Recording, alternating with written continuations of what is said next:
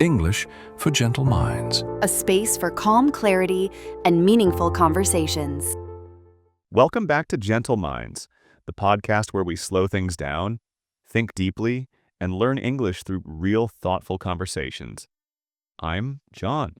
And I'm Brittany. Today, we're talking about something that might sound a little sharp, like a knife. But it's actually something a lot of us feel. It's about power and why we often feel like we don't have any. Right. Have you ever felt ignored at work or like people didn't take you seriously? Maybe you try to be kind, open, helpful, and yet you're still left out. Someone else gets the promotion. Someone else gets the attention. Oh yeah, that's happened to me a lot, and I always thought, maybe I just need to try harder, be nicer, but it didn't work. Exactly, and that's the twist. What if the advice we were taught as kids, be nice, be honest, don't play games, doesn't help us in real life? What if the people who win are doing something different? That sounds kind of scary, and maybe unfair. It is. But today, we're learning how to see these invisible rules. And more than that, we're learning how to speak about them in English. So you can notice these moves, use these words, and find your power. Don't worry, we're not telling you to become mean or fake. That's not what this is. It's about seeing the game, even if you don't want to play it all the time, and speaking English with more confidence, especially in work, life, or tough conversations. So in this episode, we're going to explore 5 big ideas. They're direct, they're powerful, and they help you move smarter. You'll hear stories, real examples, and lots of vocabulary you can use right away. Stick with us. Oh, and if this is helpful, leave a comment or subscribe. We want to hear from you. Do you agree with these ideas? Do they feel too much? We'll read some of your replies next time. Let's start from the beginning. There's this feeling a lot of people have. They try to be good workers, good friends, good people, but after a while they start to feel tired.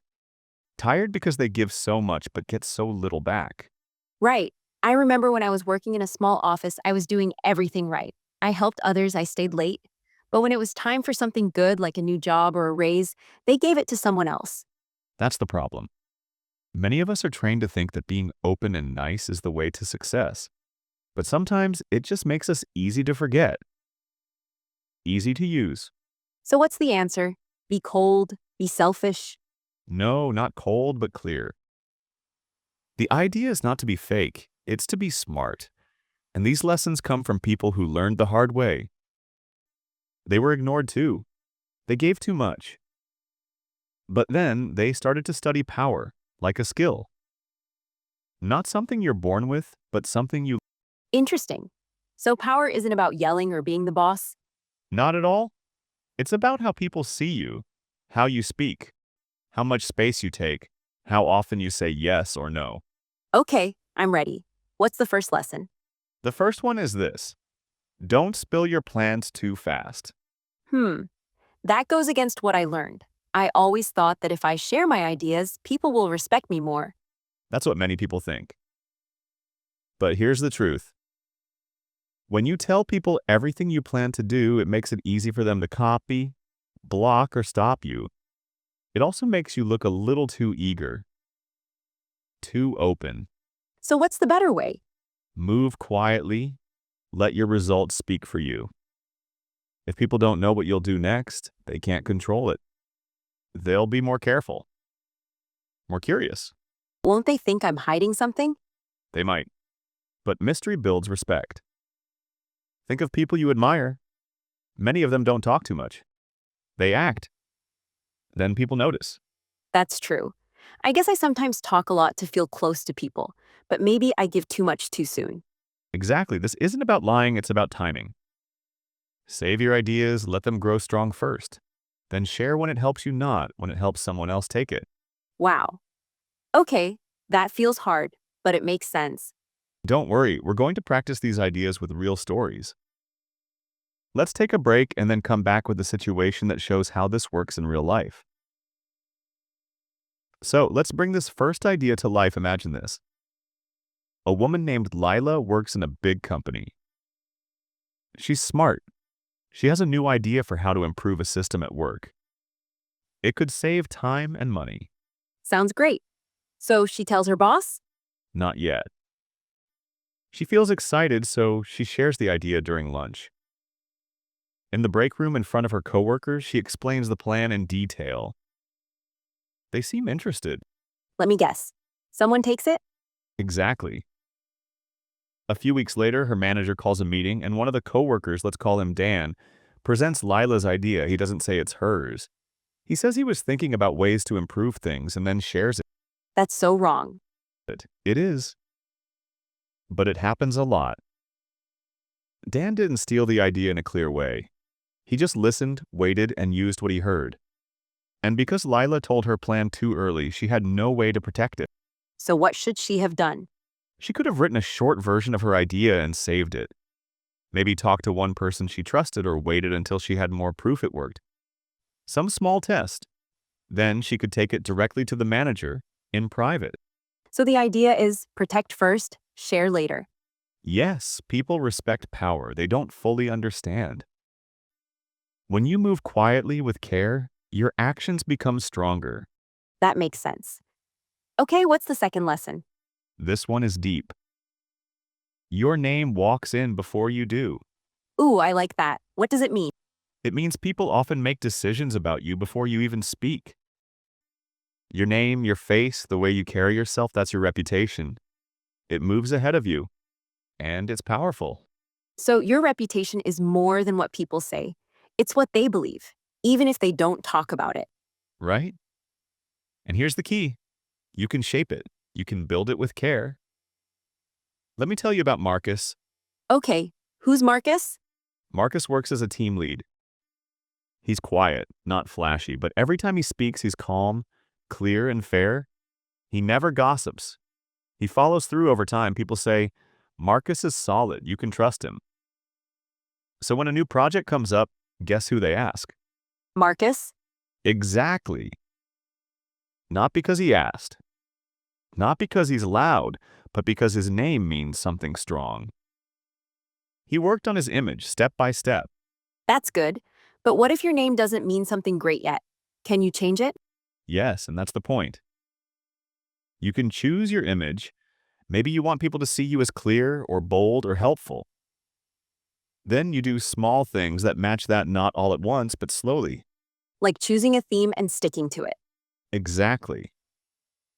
And then when your name comes up, people feel something good. That's power. Okay, let's keep going. What's the next one? Lesson 3. Let them chase you. Oh, I've heard this before, but I never really understood how it works. It's simple. If you're always chasing, people don't value you. If you step back just a little, they come closer. Think about texting. Yes, if I text someone 5 times in a row and they don't answer, I feel bad. But if I wait, sometimes they text me first. Exactly. People are drawn to what feels special. If you're always available, they take you for granted. But if you're focused on your work, calm, and not trying too hard, they wonder about you. They want to know more. So it's about space. Yes, not silence, not games, just space. It makes you feel rare. Let me tell you about Jason.